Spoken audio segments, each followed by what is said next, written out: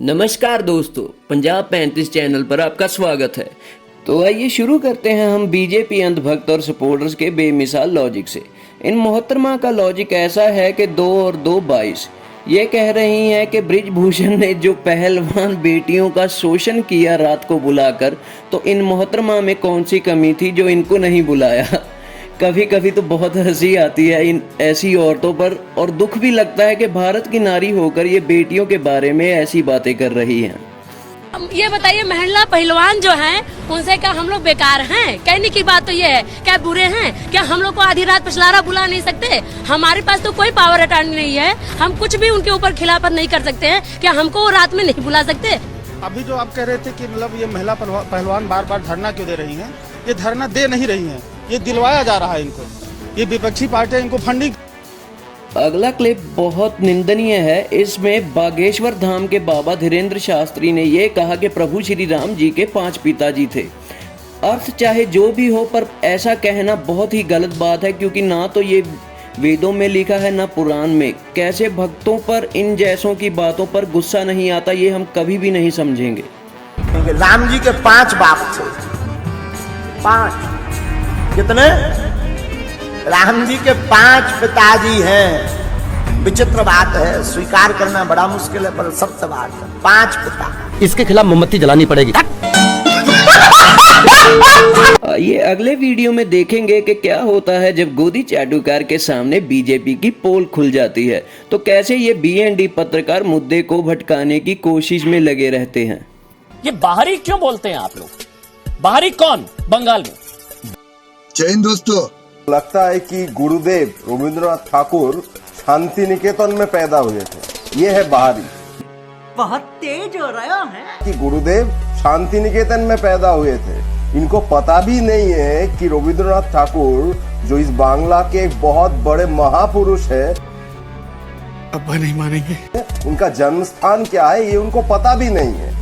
अगर ये बोलेंगे कि रविंद्रनाथ ठाकुर शांति निकेतन में जन्मे थे, तो बाहरी तो वो होंगे भाई साहब। नाम ठीक से लीजिए, आपको नाम कमलेश रविंद्रनाथ टैगोर है।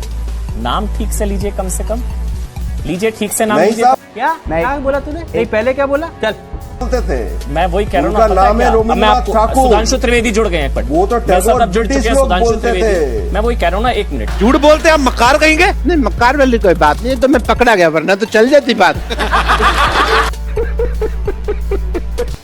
आइए अब देखते हैं कि कैसे इन गोदी चाटुकारों ने अपने पुरजोर लगाया हुआ है कि बृजभूषण को बचाने में और पहलवानों को गलत ठहराने में।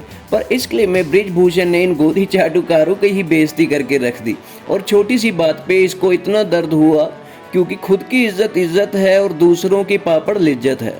पुलिस की जो भी रिपोर्ट आएगी, तुर्की 2015 में बृजभूषण जी, आपने क्या एक महिला खिलाड़ी की छाती के ऊपर हाथ मारा? सामना करने के तैयार हो। अब आपसे आग्रह करना चाहता हूं कि आप जज न बने। मैं जज नहीं हूं। बन गई है। ये एफिडेविट है एक महिला खिलाड़ी का, करके बैठी है। ओलंपिक खिलाड़ी का, ओलंपियन का एफिडेविट है, कमेटी को दिया हुआ।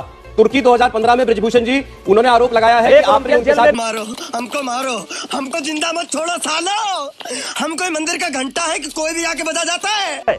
एक ओलंपियन जेल में भी है, डबल मेडल है उसके पास। ओलंपियन होने का सर्टिफिकेट नहीं मिल जाता कि आप झूठ नहीं बोलते। ठीक है। ओलंपियन होने से आपको ये सर्टिफिकेट नहीं मिल जाता कि आप झूठ नहीं बोलते। ठीक है, तो आप कहिए कि वो झूठ बोल रही है। ये कहने से मैं कहां रोक रहा हूं आपको? बृजभूषण जी, इससे क्या फायदा है?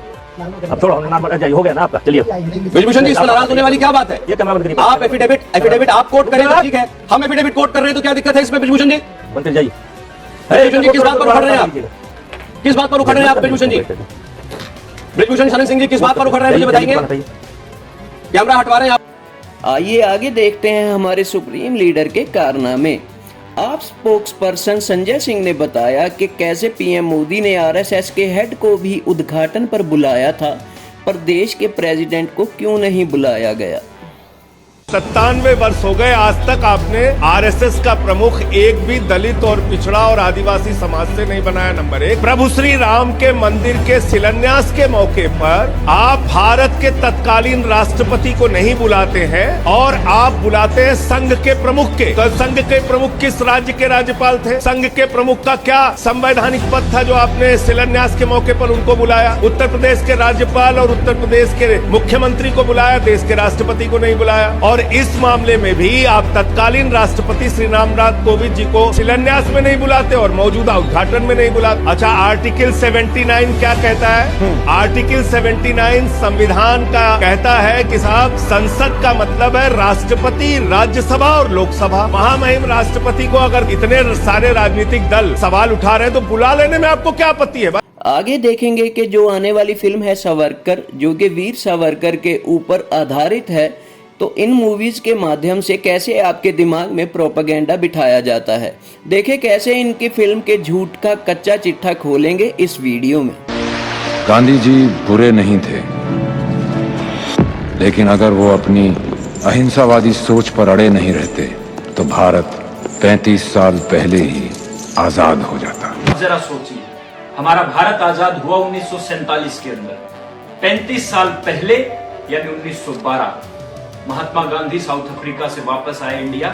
1915 में उन्होंने अपना पहला सत्याग्रह चंपारण में किया। 1917 में, तो 35 साल पहले न तो महात्मा गांधी हमारे देश में थे न उनकी अहिंसावादी सोच। तो किसने रोका था भाई सावरकर को?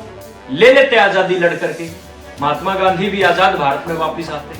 अगले क्लिप में देखेंगे कि क्या फर्क है हमारे मौजूदा सुप्रीम लीडर और पूर्व देश के प्रधानमंत्री सरदार मनमोहन सिंह के बीच में। कैसे मनमोहन सिंह ने एक देश को फटकार लगाई थी, पर हमारे अब वाले तो चाइना को कुछ कह ही नहीं सकते, सिर्फ ऐप बैन कर सकते हैं और वो भी थोड़े दिनों के बाद फिर से चला दी जाती है। मनमोहन सिंह का दिमाग सनका। इटली से कह दिए कि वो 2 राजदूत, 2 सैनिकों को आप वापस भेज दीजिए, कोर्ट जो उचित सजा होगी उनको सुनाया जाएगा। हम उनकी सजा को कम करने की कोशिश करेंगे क्योंकि उन्होंने भी जानबूझकर नहीं किया, लेकिन उन्हें कानूनी प्रक्रिया से गुजरना पड़ेगा। हम आपको 1 हफ्ते का समय देते हैं, अगर नहीं किए तो इटली से हम हर एक राजनीतिक संबंध को तोड़ देंगे। 2 दिन में वापस आ गए लोग।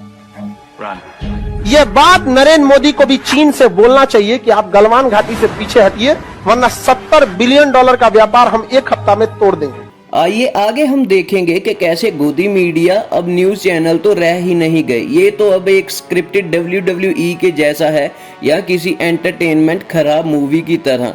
कैसे ये अपने स्टूडियो में बैठकर तूफानों में जाने के डरामे करते हैं, और अब वाली मोहतरमा ने तो सीधा ही हेलीकॉप्टर उड़ा दिया।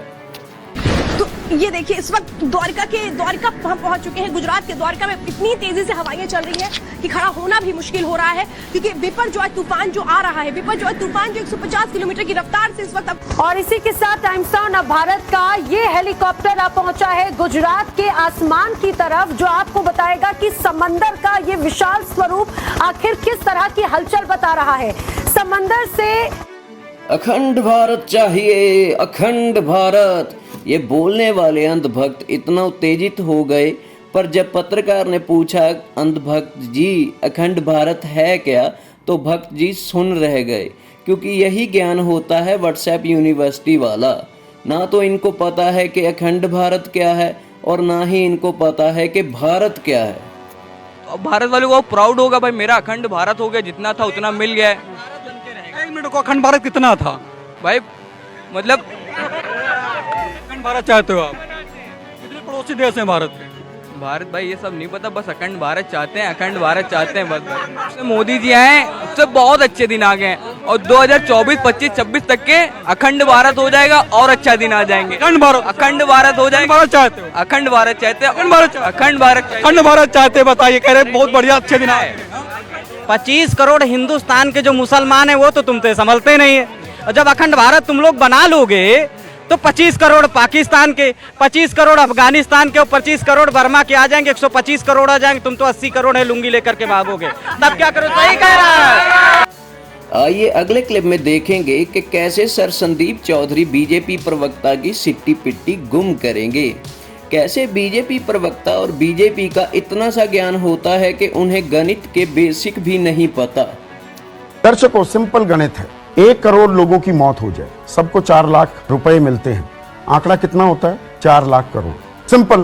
पहली बात तो यह संदीप जी बुरा मत मानिए, आपने अपने शो में इतना कुछ कहा, पर आपको आंकड़ों की बिल्कुल भी जानकारी नहीं है और आपकी अरिथमेटिक बहुत ज्यादा कमजोर है। आपको आंकड़ों की जानकारी क्यों नहीं है? मान लो 4 लाख लोगों की मौत हो गई है और हर किसी को 4 लाख रुपए दिए जाते हैं। इसका मतलब होता है सरकार को राहत कोष से 16 लाख करोड़ का भुगतान करना पड़ेगा। 16 लाख करोड़ कैसे होते हैं, चलिए समझाइए। You add a multiplier number to it, the multiplier could be 10x, 20x, 30x। मैंने तो सिर्फ 10x का मल्टीप्लायर लगाया है। ओके, तो 16,000 नहीं जो मैंने बोला नहीं, 10x नहीं लगाया आपने, फिर आपका आंकड़ा गलत है। 10x पर 15,000 करोड़ 1.5 लाख करोड़ बनते हैं, 100x में बनते हैं 16 लाख करोड़। आपकी प्रॉब्लम क्या है संदीप जी? आइए अगले क्लिप में देखेंगे गोदी चाटुकारों की चाटुकारिता और थोड़ा हंस भी लेते हैं इन अनपढ़ों पर बात इतनी सी है कि इन लोगों का दिन ही ऐसे शुरू होता होगा। पहले उठते ही सुप्रीम लीडर की जूती को साफ करते होंगे, फिर बाहर निकलकर चिल्लाते होंगे मौलाना ए ब्राह्मण आओ युद्ध करो। प्रधानमंत्री मोदी बैठे हुए हैं, उधर से जो बाइडेन आए, सीधा जैसे एकदम दोस्त नहीं होता है कि अरे यार तुम मिल गए, तुम आए हुए हो, वैसे टाइप अरे यार तुम मिल गए। अबे यार, तू तारी करके भी बुला रहे होंगे एक दूसरे को, just like Obama and Modi, ठीक वैसे टाइप, राइट? पीएम मोदी अपनी कुर्सी पर बैठे थे, अमेरिकी राष्ट्रपति जो बाइडेन की नजरें मानो पीएम मोदी को ढूंढ रही हों।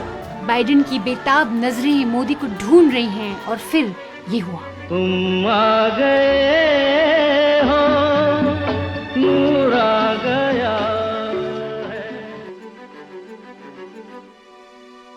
इन गोदी चाटुकारों के चैनल्स ही अलग हैं पर स्क्रिप्ट राइटर एक ही है।